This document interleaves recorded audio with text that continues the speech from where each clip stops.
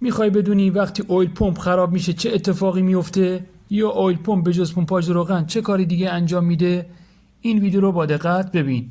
اویل پمپ اولین جایی که روغن کاری میکنه دقیقاً همین سوپاپاست. از اینجا روغن میاد بالا، وارد درب سوپاپامون میشه و از این سوراخ‌هایی که میبینید روغن روی سوپاپا پاشیده میشه. حالا اگر روغن کاری انجام نشه صدای موتور زیاد میشه و میشه که گفت یه صدایی مانند صدای فیلر میده، اما بسیار بسیار زیادتر.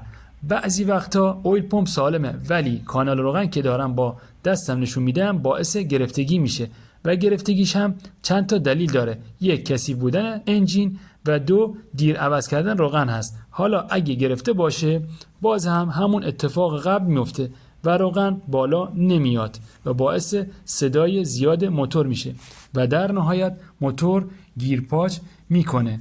بعضی وقتا این مهره که بالا قرار گرفته رو ببندیم و واشر نندازیم باز هم ممکنه روغن بالا نیاد و باعث گیرپاچ کردن موتور بشه. پس این مورد رو چک کنید و برای اینکه فشار روغن تا حد ممکن باشه این اورینگ ها رو که در پشت اویل پمپ هستن رو تعویض کنید که اتفاق نیفته. جدای از همه اینها اویل پمپ یه بخش بسیار مهمی داره که این قسمته که باعث میشه این شافت به چرخش در بیاد و در نهایت دور موتورسیکلت کار کنه. حالا اگر مثل این شافت این قسمتش خورده شده باشه باز هم یه مقدار صدا میشه و همین که به درستی و خوب کار نکنه.